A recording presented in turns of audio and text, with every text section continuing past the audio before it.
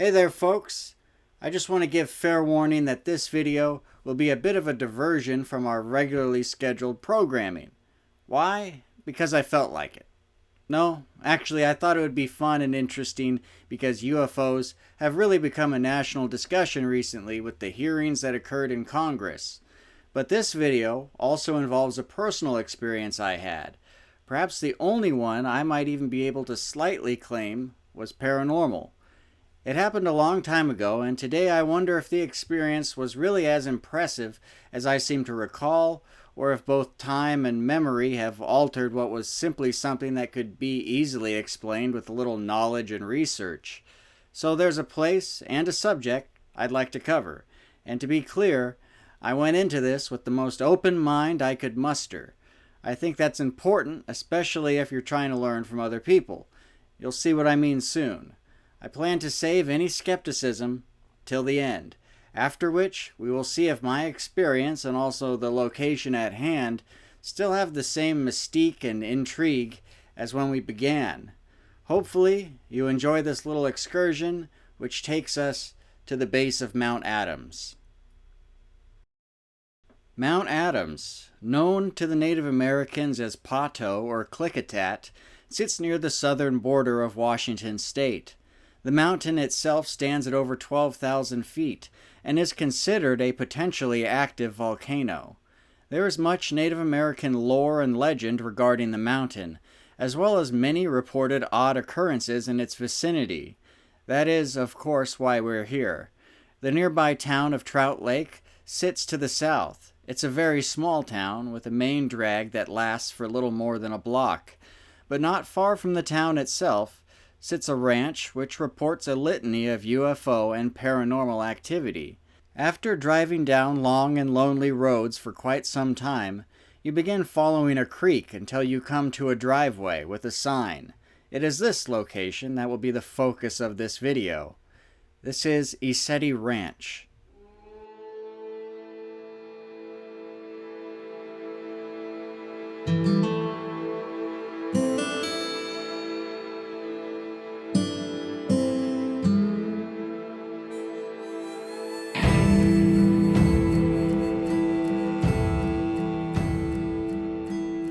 Hi there folks. As you can see by the sign behind me, I am currently at a place called ECETI Ranch. ECETI Ranch is located in southern Washington. It sits kind of in the shadow of Mount Adams, which is nearby. So why am I here? Well, anyone can actually make a reservation and camp on this property. And this property is known for some unique phenomena.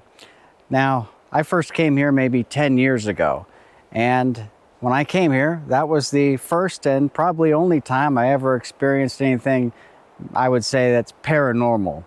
I had a sighting in the sky. That's what people come here for.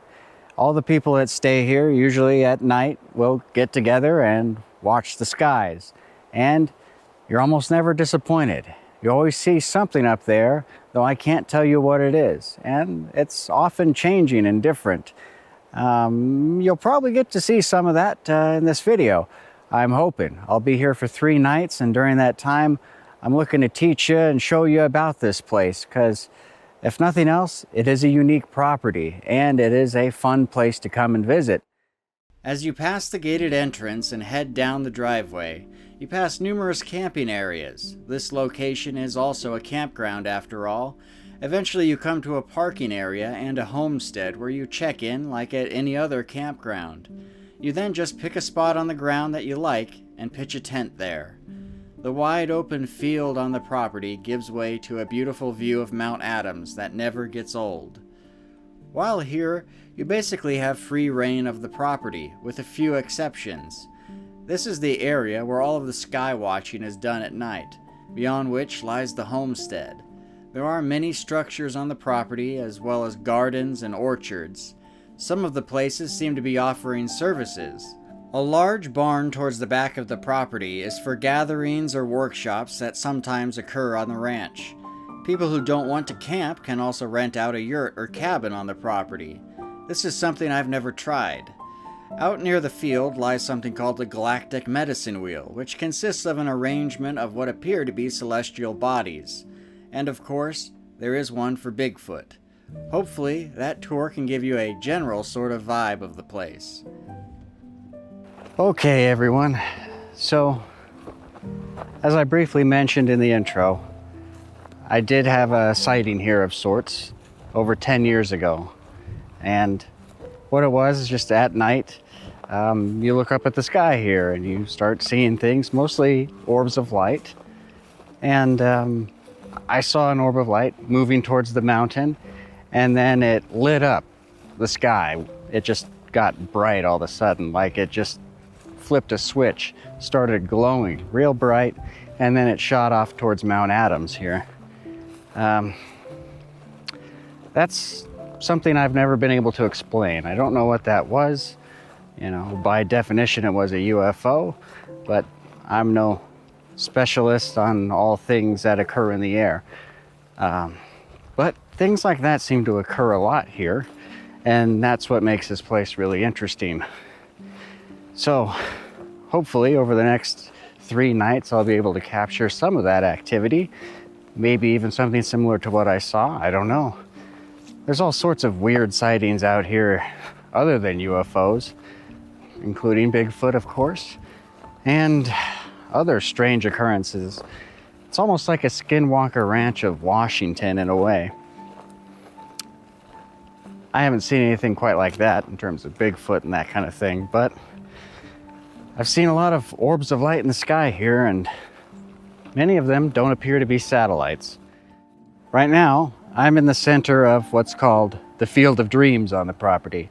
It's the large field that's kind of the centerpiece for the ranch. And it is quite big, and it's got a great view of Mount Adams. Some here call it Pato.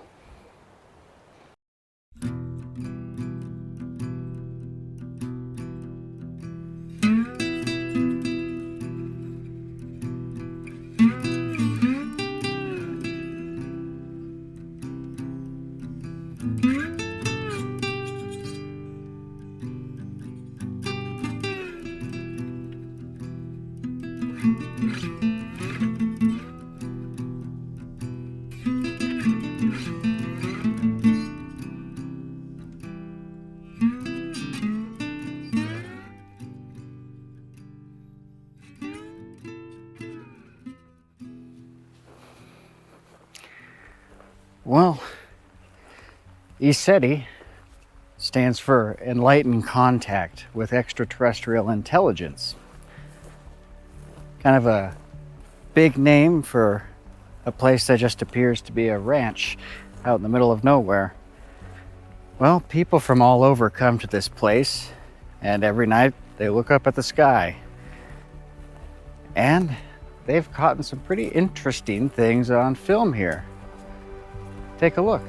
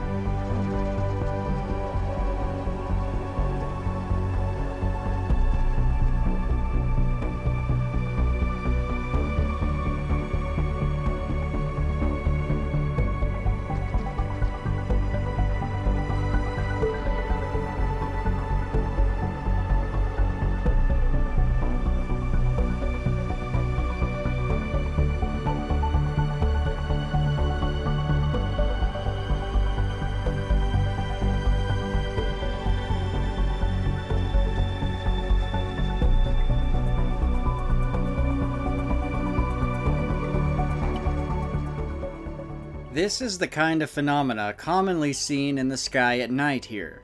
Are all of these things just satellites, the ISS, or other identifiable objects? That is the question that surrounds the ranch and continues to draw people to this location. It's also worth noting that the mountain itself has been noted to have similar phenomena. There are videos of lights on the mountain in the dead of night. Ranch goers argue that these are not the lights of mountaineers, as there is no routes up the mountain in the areas where the lights appear. I also heard the argument that no flashlight or headlamp used by a mountaineer would appear so bright 12 miles away at the ranch. There is an oft-repeated belief by ranch goers that the lights sometimes seen on the mountain are doorways that open and close throughout the night. Because of this, Mount Adams is as closely watched as the sky. ECETI Ranch has been featured in multiple television shows including Paranormal State and Ancient Aliens. Multiple news agencies have covered the ranch including ABC and Fox News. Radio shows such as Coast to Coast have covered the ranch. The owner of the ranch, a man named James Gilliland, also says that a number of scientists and physicists have visited the ranch with none having been able to definitively identify the stranger objects seen in the sky. Sometimes satellite trackers have been used to help identify what is or isn't a satellite.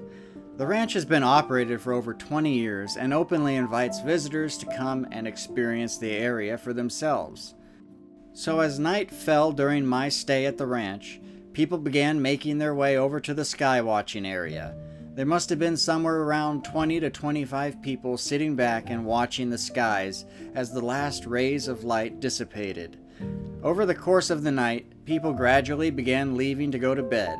Some people only last an hour. Others stay up until 3 a.m. hoping to catch a glimpse of something truly incredible. It was a beautiful night, and I was able to capture a number of interesting things on camera.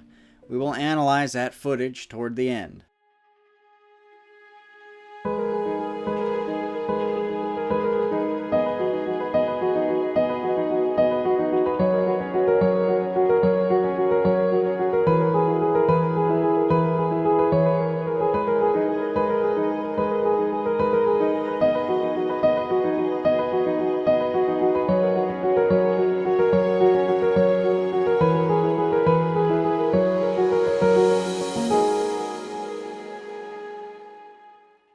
So, forest fires down in Oregon have made it so that visibility is really poor today.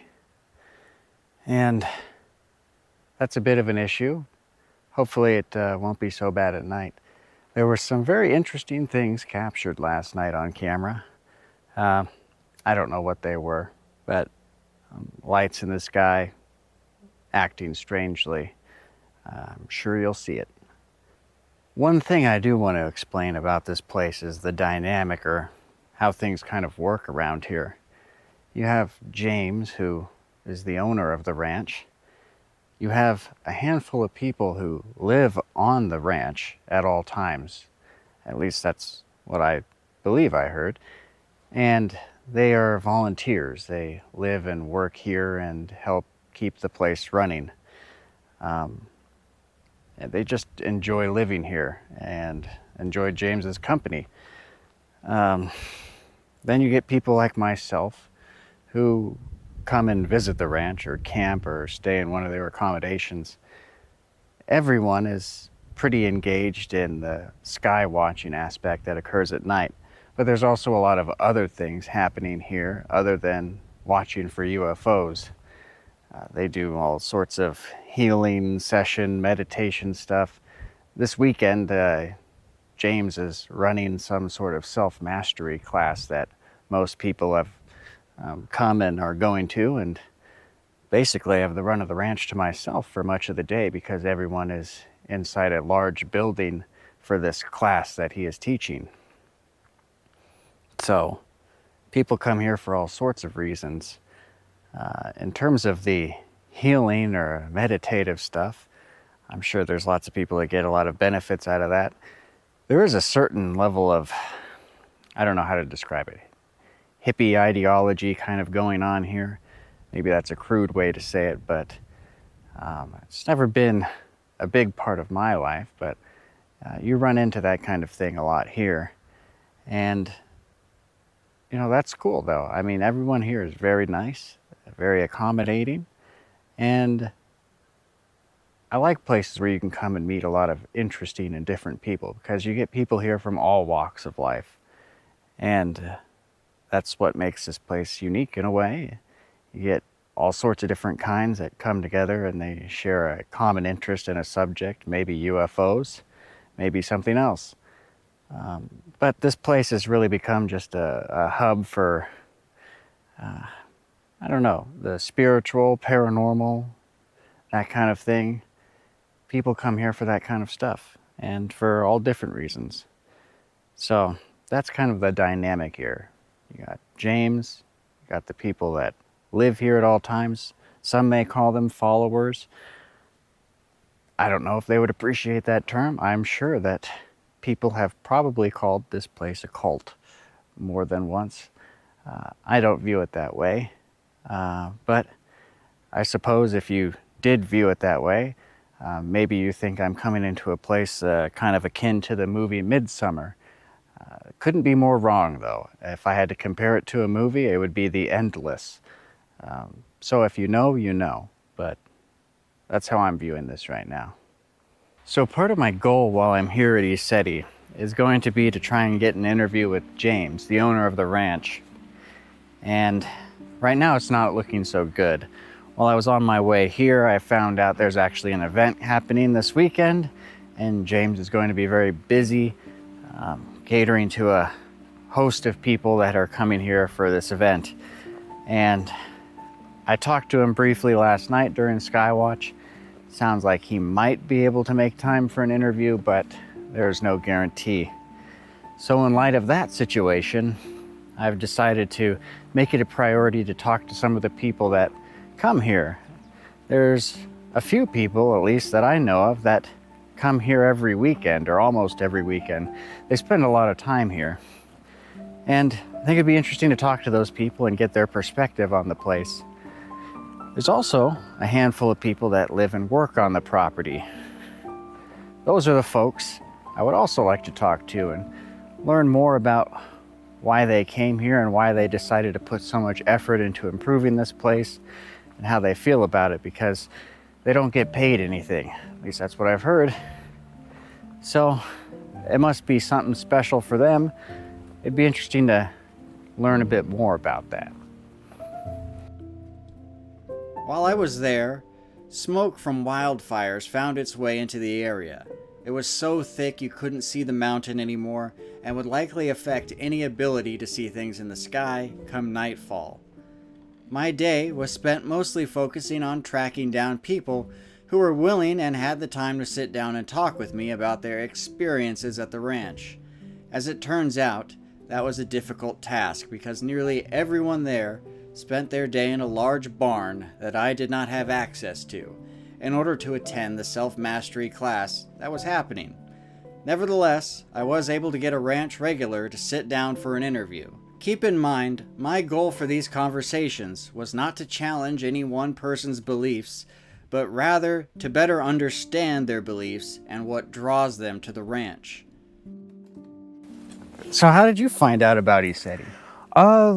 Basically, I've always been into UFOs and spirituality, and I stumbled across James on a radio show one time.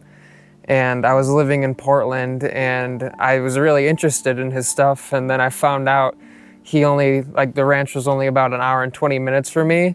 So I decided to come check it out. And ever since that time, I've been coming here as much as I can.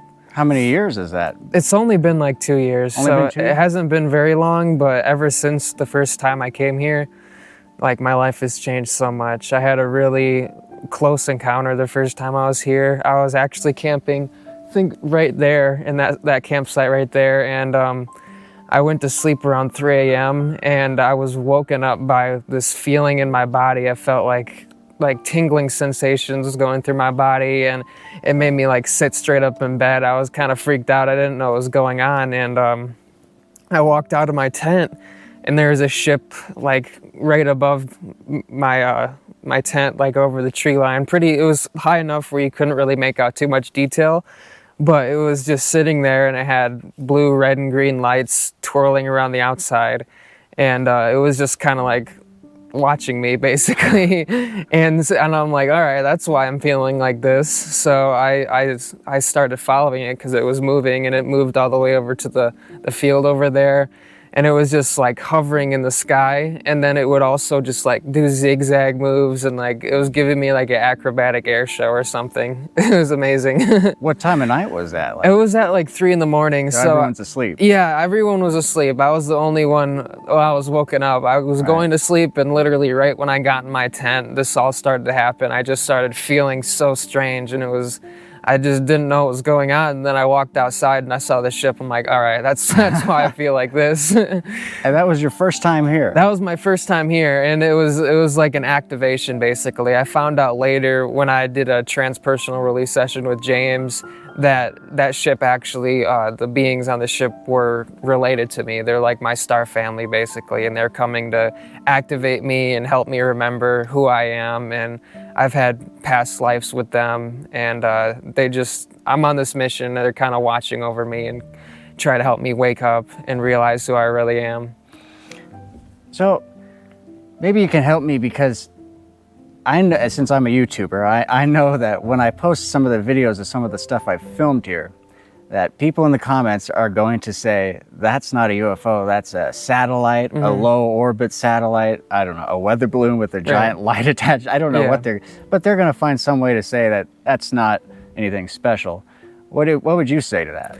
Yeah, so we do a lot of precautions to make sure we weed out the things that are satellites, airplanes, and it's honestly pretty easy to tell if you know what to look for.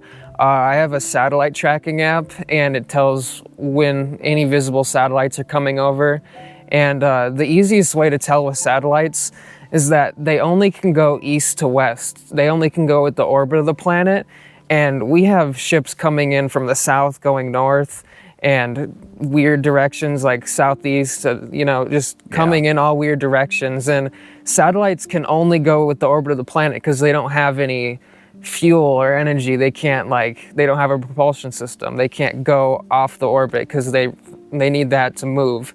And if you see something going north and it's really bright, it has its own propulsion system. And also, if it's really bright, it has its own illumination as well.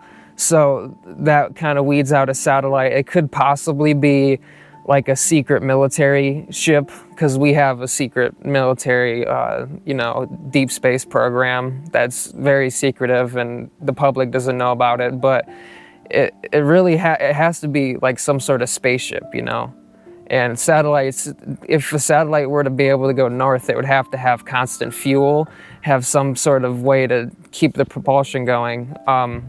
There might be some like secret military black ops satellites that can do that with free energy devices, but nothing to the public. So that's the easiest way to tell what direction they're going, how bright they are, using a satellite tracking app.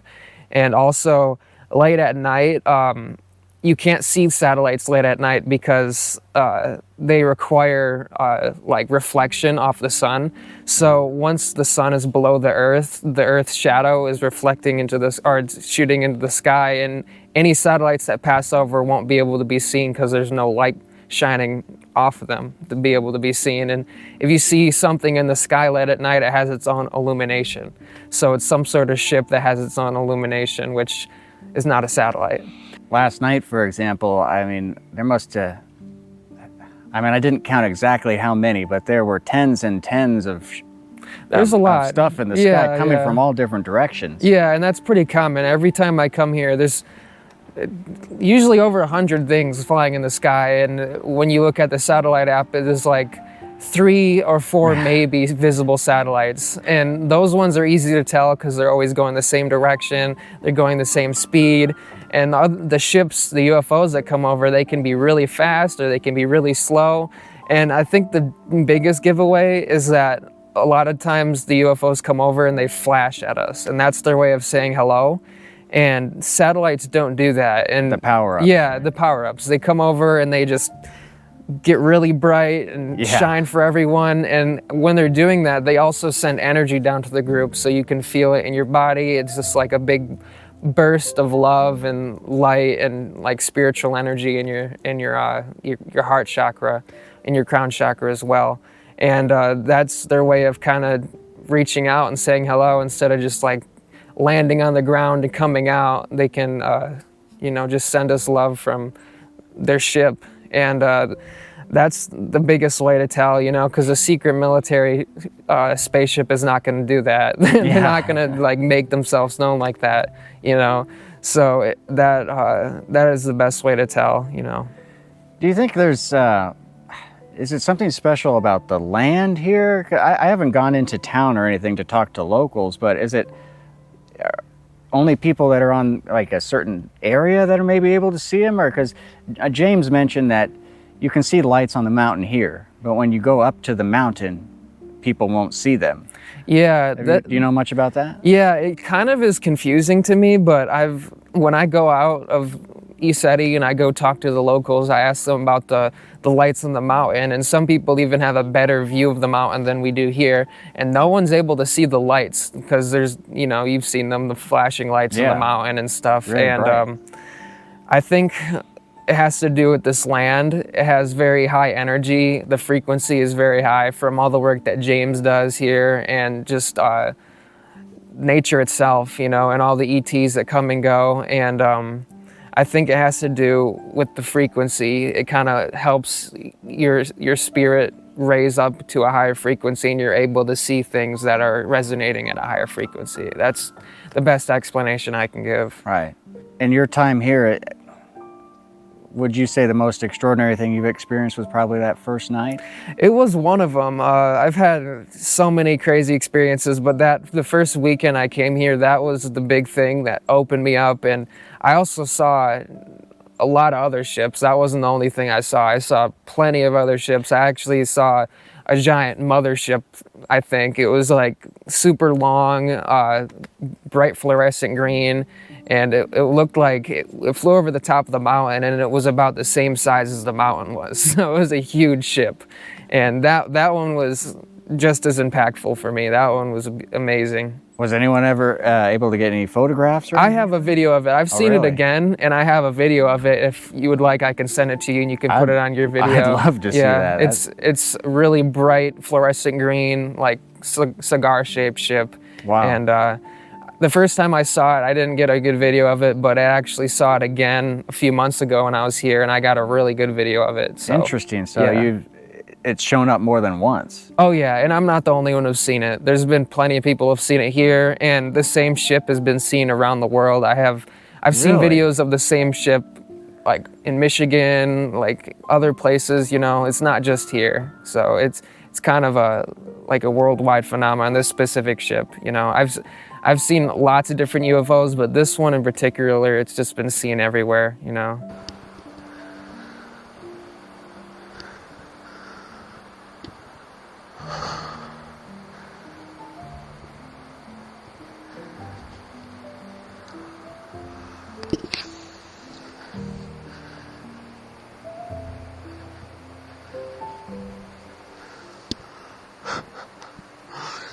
There it is again, man. This thing is beautiful. Hello, lovely friends.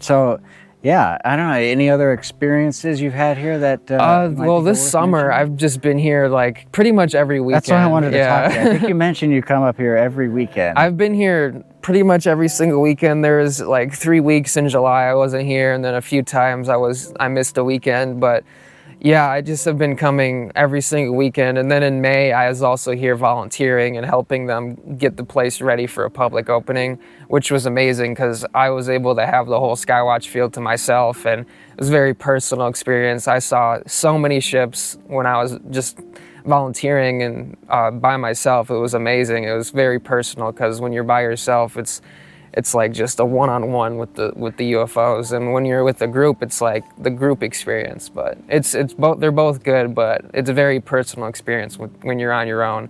But I think one of the best experiences I had this summer here was we were doing a healing circle with James, where everyone in the group gets in a circle, and he sits in the middle and he clears the energy, he clears any unseen negative influences, and then he invites any benevolent ETs in the area that would like to come and connect with the group.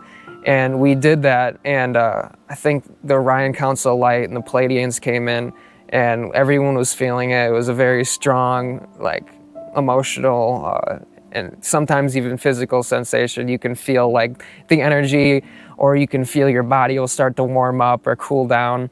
And so we did that, and then we went out into the field, and like within 15 minutes of that, we had a whole fleet of ships come over. There was, I think we counted 12 ships, and it was just one after another, and every time they came over, it would just flash really bright. It was like a train of them.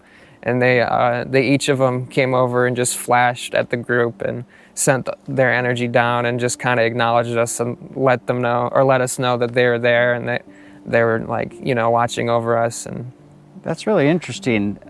One thing, the way you talk about it, it seems like there's almost like a connection between the UFOs we see in the sky and spirituality or something like that, you know, where you get a feeling.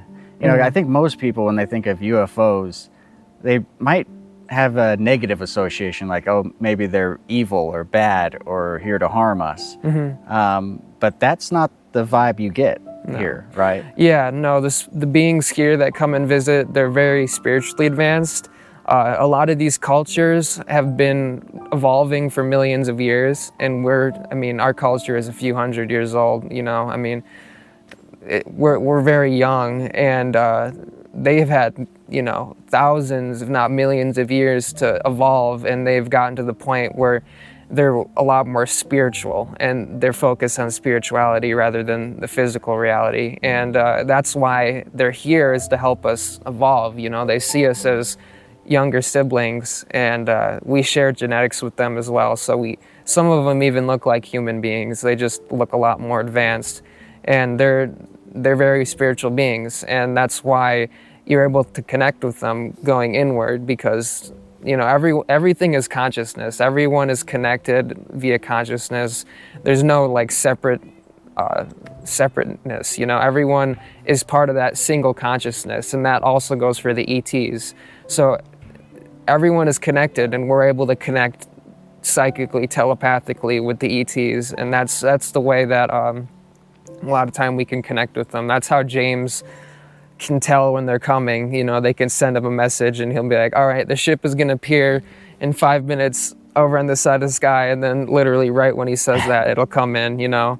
And he gets a lot of physical cues when things are happening, and I do as well, but he's been doing this for so long, he has it like really refined. So he'll feel like, you know, energy pulsing on his left side of his body, and he'll be like, all right, I think the Pleiadians are coming in, or his ears will be ringing. And that's, for me, that's the biggest thing for me. My ear starts ringing, either my left or right ear, or sometimes both. And it's just basically the frequency is rising, because when these spiritual beings come in, the frequency just goes right up, and you can hear it, you know, you can hear it in your ear will start ringing, and your body will have these weird sensations. And they just come with a lot of energy, you know. They're very spiritual, high vibrational beings.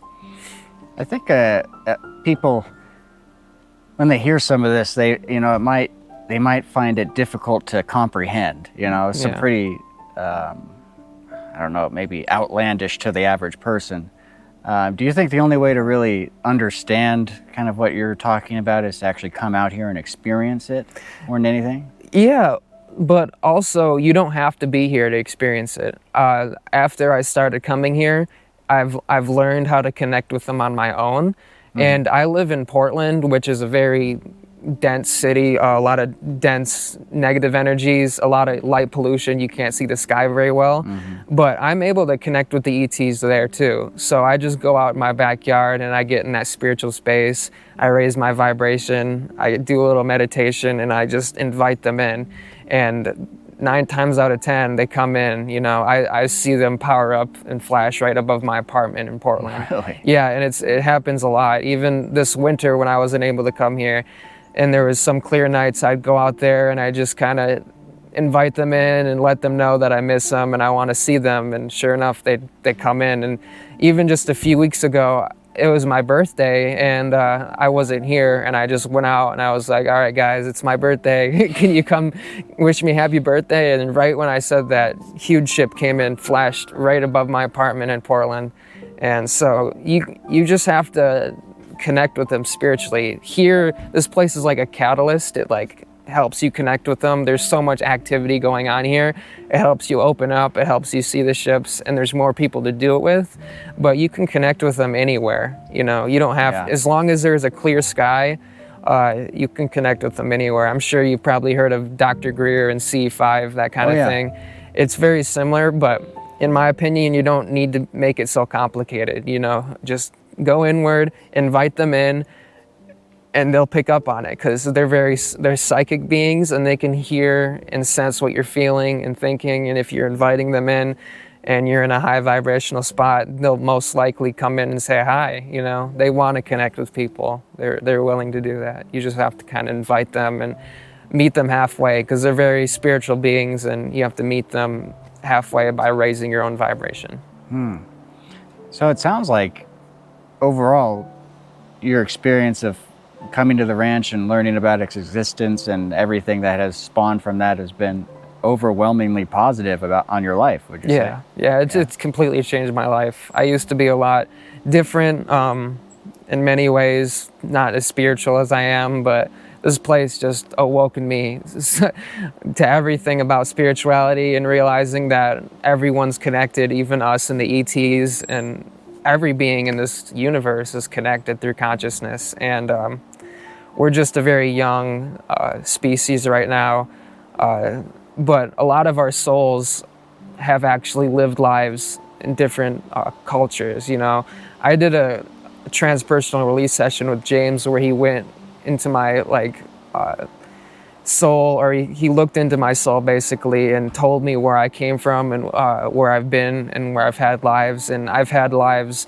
in the Pleiades, in Orion, in multiple different star systems. And I'm just here right now on this lifetime trying to help humanity awaken basically. But I haven't had many lives on this planet. You know, I've had, most of my lives have been off planet, and I've been living different lives for probably billions of years, you know, ever since the universe started. It just, as a soul, just going around to different cultures. And right now Earth needs help, so a lot of the really advanced souls are coming here and trying to help from the inside and help Earth evolve from the inside out, you know. Do you think one of the things holding humanity back is a lack of open-mindedness, or? Yeah, it's just I think it's just we're very young, and you know how kids, they can't get along with each other, and that's how it seems like to me. We just can't get along, and there's so much separateness. Like there doesn't need to be, you know, so much separateness and racism. We're all the same race, or not, I guess there's different races, but we're all the same species on this planet. And when you go out, you'll realize, like out into the universe, there's so many different cultures, so many different planets with life, and Earth is a very small rock, and we're all family here. We don't need to look at each other like separate, you know. We're all here together on this little planet. You know, I think that's the biggest problem, where everyone is so earthbound and they see everything from an earthly perspective and our culture's perspective, that they don't realize that there's cultures going on everywhere, you know. And this is our own culture, and we need to be a family basically and kind of evolve together, you know. If you're skeptical, come here, you know, like if you can't make contact on your own, you're having a hard time just going out into your backyard and inviting them in, try to get here. I don't know a lot of other places in the country that have this kind of facility where it's such an open like contact, where anyone can come and make contact with the ETs. So if you can make it here, I definitely recommend it. It'll probably change your life. You know, if you're really skeptical and you want to see some real physical evidence for yourself, you will see it here as long as it's a clear night. I've never had a night go by that's been clear where I haven't seen anything. Every single night I come here, we have activity, and yeah, and then once you come here and see it for yourself, a lot of times it opens you up and you're able to make contact more on your own. So that's I definitely recommend coming here to just kind of open yourself up, have the first activation and realization that there's a lot of ETs coming here, and then after that, you know, go try to do it on your own outside of the ranch. Yeah. Or if you can't come here, work on doing it on your own. Like you'll be able to do it. It might take a little bit, but you just have to really focus. The biggest thing is setting intention, because they can pick up on that. You know, just set the intention that you want to have contact, and just send that out into the stars at night, and look for flashes, look for things that might be looking like a satellite, but make sure you tell what direction they're going, because that'll be a really big way to tell. And if you want to use the satellite tracking app, that helps a lot too. So, gotcha. Yeah. Awesome. Thank you so much, yeah, August. Of course, I really appreciate you taking the time. Yeah. Speaking with August further opened my eyes to an underlying belief system that exists at the ranch. Words like Orion Council of Light or Pleiadians mean little or nothing to me, but are terms that are thrown around somewhat casually by ranch goers. The veracity of these interplanetary civilizations mean very little to me. However, I was most interested in what was tangible, what I could see, which was the objects that appeared in the sky at night. I found August to be well-spoken, thoughtful, kind, and generous with his time. Later, I was able to steal an interview with someone who lived and worked at the ranch. So, Brendan, what would you say your job is here? I'm only the gardener, so my primary work here is the kitchen garden, the organic kitchen garden. This is a ranch. This is a farm. It's a food-producing property. Yeah.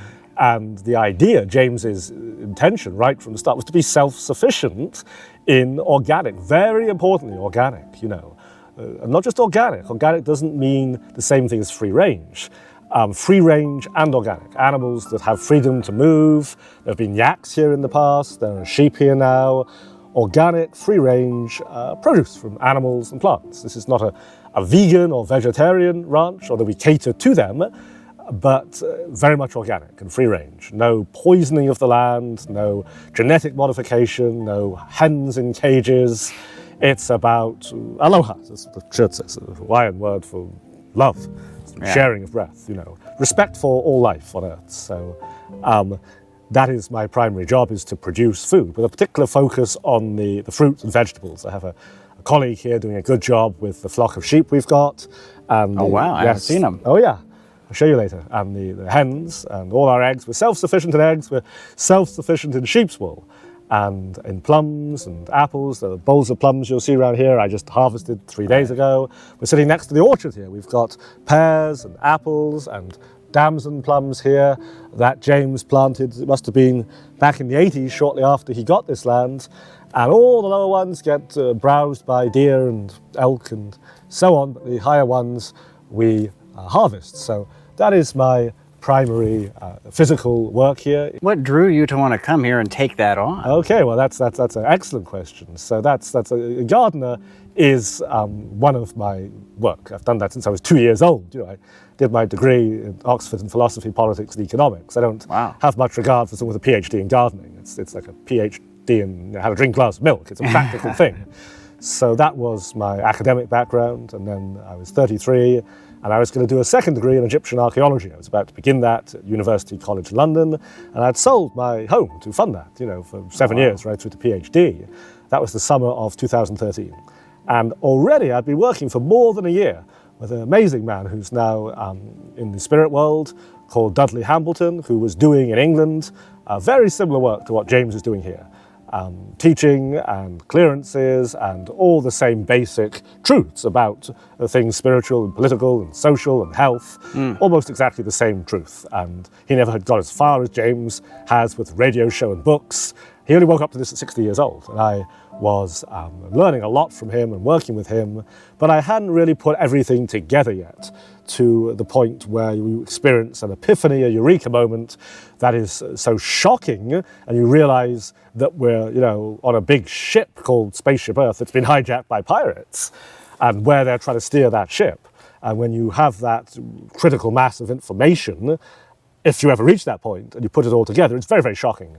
It's like Bob Dylan in his song Series of Dreams, and he says every so often someone wakes up and screams. It's talking about this world of Maya, of illusion that we're in. That's what the song Series of Dreams is about. So it was that summer of 2013. I was living in Las Vegas, actually, in Paradise, Nevada, and about to start this degree course in Egyptian archaeology back in London. And I had this real epiphany, and it transformed my plans and my life. And that was 10 years ago and 8 days. Never forget the day, August 11th, 2013. And it was so shocking. Actually, I'd just come back to England when I really put it all together.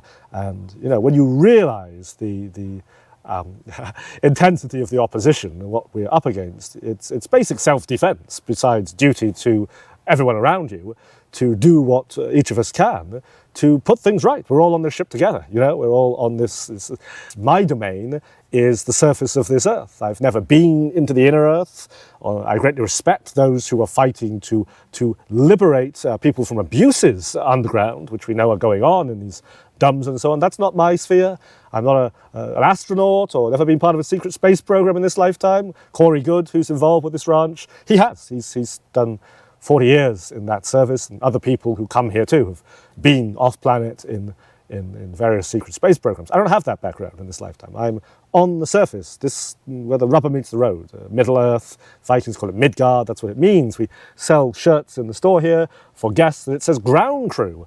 And I had somebody say, but I don't work here, I'm not part of the ground crew. I said, you don't get it. You're a human being, you're chosen to incarnate in human form on the surface of this earth. You're ground crew. You're an able-bodied adult. You have a duty to lend a hand. If there's a wildfire coming, you're gonna help, aren't you? Put the fire out. So that's what that ground crew means. That's what all of us are who volunteer here, whatever our backgrounds. James is a carpenter. That's his trade. I'm a gardener. Someone else here is a cook. Someone else here is a massage therapist. As the hands-on practical skill, I have very limited interest in people who never did anything until they were 32 years old because they were too busy doing an 8-year PhD in theology at Princeton. And then I asked them, what's the opening line of the Bible? And they can't tell me. And they have to Google how to grow potatoes, We don't have people like that here. We have people who are ready and willing to roll their sleeves up and help wherever it's needed. And, empty trash bags, as well as teaching people exopolitics. It's one has to be hands-on and practical. It's very, very important. What would you say this particular piece of land is special? Because yes. People, this place, I guess, is mostly known for a UFO phenomenon that occurs. The name of it, Enlightened Contact with Extraterrestrial Intelligence. I call it ECETI, not ECETI, because it's contact, not contact. That's a good point. We're not allied with NASA or Stephen Greer. They call it SETI, CSETI, because that's their religion, is SETIism, Satanism. We're not into that.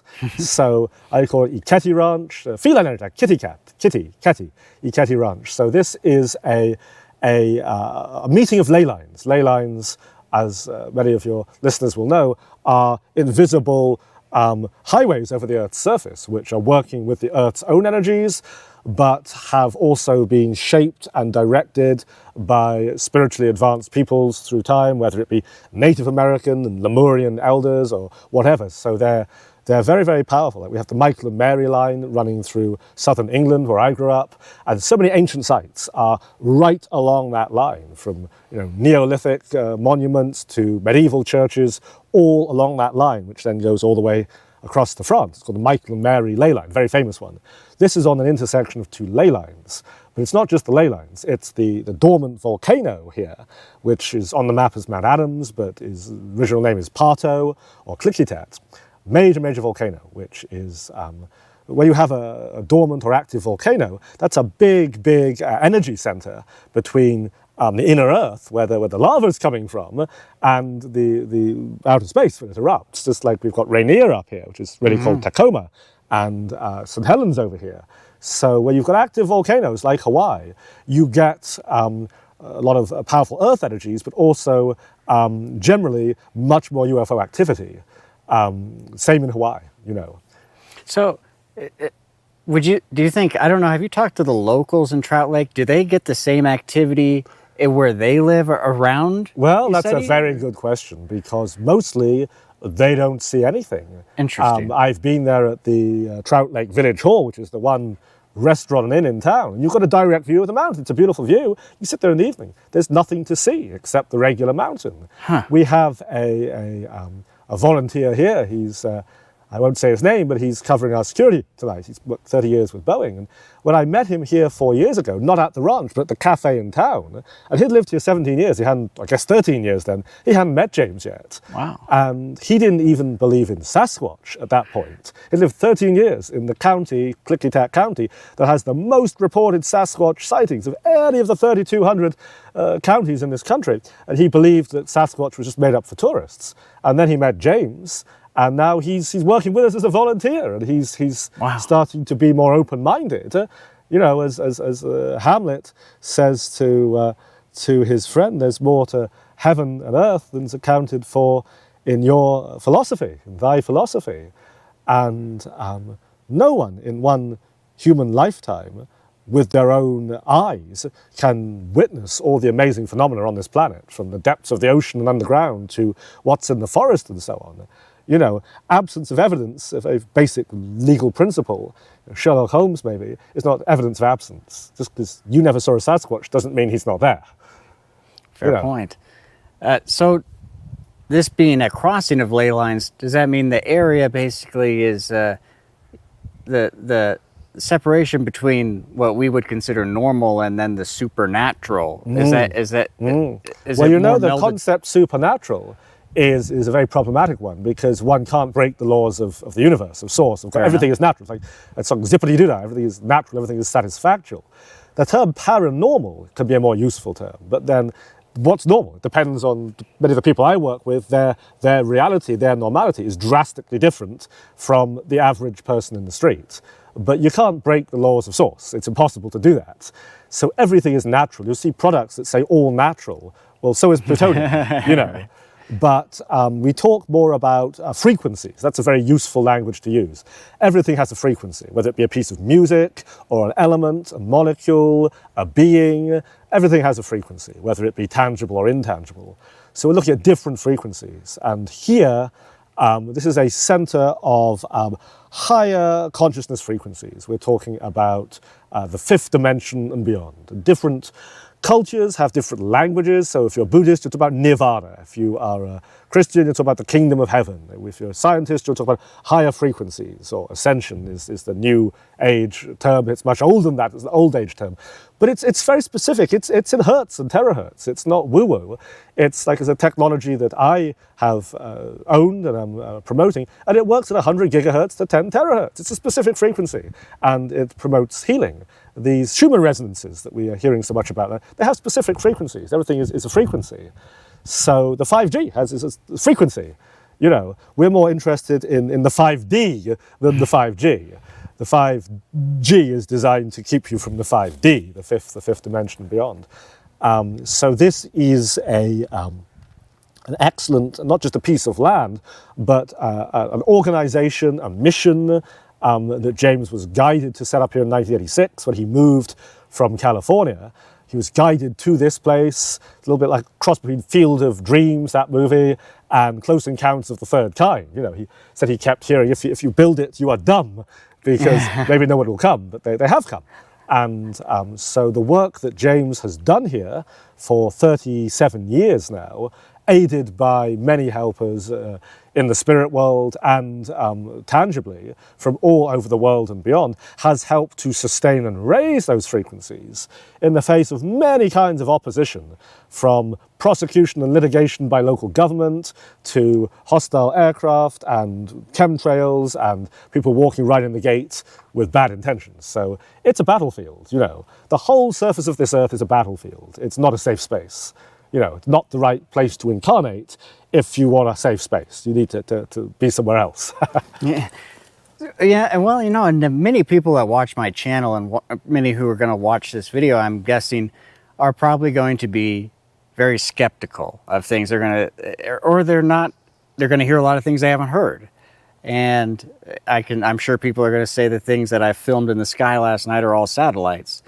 I'm sure you've heard these things before from you people betcha. that have. Oh yes. So First thing I is your say response? is for them to come with their eyes. And I often have such guests here, and they have to come and see it for themselves and bring whatever equipment they have. Their debunkers, you know, $1 million equipment to prove, you know, and if they can, it's you know, it's we who've been here for some time, we know perfectly well we're not looking at some mountaineer hanging on to a sheer rock face at 3 a.m. with a giant lighthouse strapped on his back, even in the depths of winter.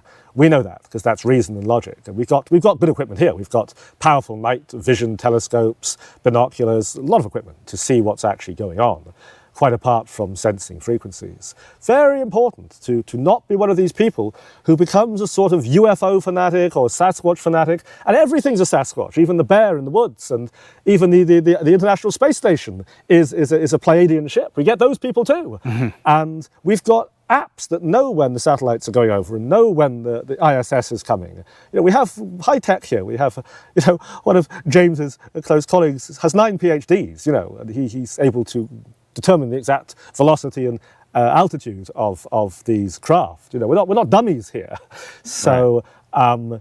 Or fantasists. So by all means, if you really think maybe that these are all just conventional satellites, come along. We don't exclude skeptics. You know, charge double or something.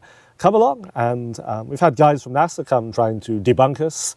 And other NASA-affiliated organizations, and we've had people of some very skeptical religions come, and in some cases not only experience very wonderful things visually, but in their health and consciousness as well. This is a great center of healing when people come with an open heart, an open mind, and spend some time here. In many cases, they have experienced healings, and James doesn't take any credit for that, or any blame when that does not happen.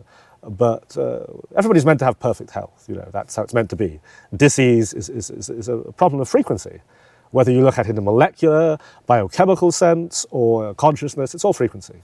And this is a center of good health and health education in the right sense. Nobody here is practicing medicine without a license. We're not practicing medicine at all. We're practicing free speech. Right. That's protected by the First Amendment. Thank you. Thank you so much for taking the time, You're Brendan. very I really welcome. appreciate it. Yes. It started to become clear to me that the people who came here looked at the ranch as something much more than just a location where you can see UFOs. Brendan was clearly speaking about a lifestyle and way of thinking. Later that day, I was finally able to get inside the big barn area for a weekly radio show that James does called As You Wish Talk Radio. Fortunately, they also allowed me to film the event. During the show, people went up on stage to talk about their different experiences they've had at the ranch, and not necessarily of the UFO type either. I started to realize that there were quite a few claims of healings that have occurred on the property. At one point, these testimonies started to remind me of some miraculous healing you might see at a tent church or something, with one woman standing up from her wheelchair saying that she could not do it prior to coming here. I don't consider it my job to discount or be critical of this kind of thing. Every individual's experience is their own. I was just there to observe what goes on at this property, and especially in the sky above. And the sky phenomena is what we will get critical of. My trip to ECETI ended the following morning. A layer of smoke still lingered in the sky, which significantly affected my ability to see anything the night before. Still, I was able to get some video of a few flying objects during the 2 clear nights I had there, so let's take a look at that. On a quick note, I just want to reiterate that I found everybody I met at ECETI to be very kind people. It's not my goal to go out and ruin people's fun, or beliefs, or anything like that. Most people there, as you can hear in the interviews, were openly welcome to skepticism. That is all I'm trying to do here, so hopefully no one gets upset about that. So I'll say right off the bat, I filmed about 50 objects in the sky during my time there, and I'm fairly certain most of them were satellites. I could easily rule out airplanes because airplanes were always obvious with their blinking lights. Now, I'm no expert on the movement of satellites or anything like that, but you are able to look up what satellites are going over your head at any given time.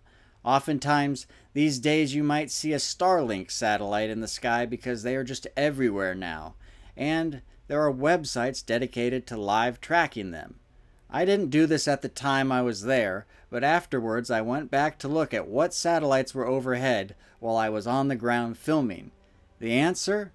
Quite a few. Most of them correlated with the exact time and direction that I filmed certain objects. Again, I'm nearly positive most of the objects I filmed were satellites. Now, things also get a little tricky, because satellite brightness is measured by orders of magnitude, with a magnitude 4 being less bright than a magnitude 1. There were somewhere around 40 magnitude 4 or brighter satellites going overhead per hour while I was there, according to this website. That doesn't mean they are all visible.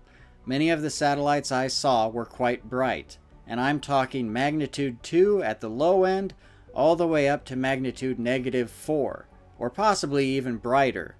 It's a difficult thing to gauge, but they were often bigger and brighter than any star in the sky. If I account for this, then the number of visible satellites going overhead is a lot less. By searching for satellites of magnitude 2 brightness or above, we go from around 40 satellites going overhead per hour to about 2 for the entire night. Now, I was definitely not seeing 40 per hour, so there's obviously many satellites that go overhead that we simply cannot see. But I also saw a lot more than 2 the entire night. Now, the measurements I had to use were taken from Portland, Oregon. Portland has a lot more light pollution than out in the middle of nowhere. This might account for why I saw so many bright objects in the sky where I was. So that's where I get the idea that most of these objects I filmed must be satellites. Now, there are some anomalies. Some objects moved pretty fast, others moved very slow, but that's not really evidence of much. Some would dim out and disappear suddenly for seemingly no reason, but it's difficult for me to attribute this to some alien civilization when there could be some other reasonable explanation that I am simply not privy to. Sometimes I would see 2 objects cross each other going completely different directions, but I'm not sure this was anything special, as the list of satellites I saw showed them to be going all kinds of random directions. Just watching Starlink satellites live, you can see that they're all over the place. Sometimes I'd see these objects blink irregularly as well. I'm not exactly sure what that was about.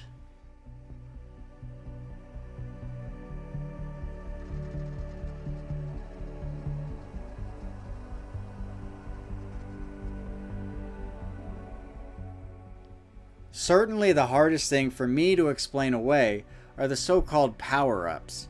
In the memory I have of seeing one over 10 years ago, I saw one light up brighter than the full moon. There were multiple times these kinds of power-ups happened while I was there, but I was always too slow on getting my night vision on it to capture it in full. Usually, I would just catch the tail end. Still, it is clearly much brighter than anything else in the sky.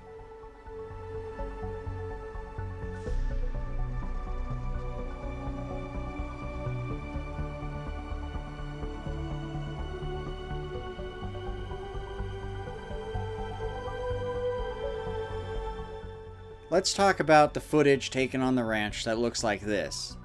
I have to admit, when I first saw this footage, I thought it looked rather impressive.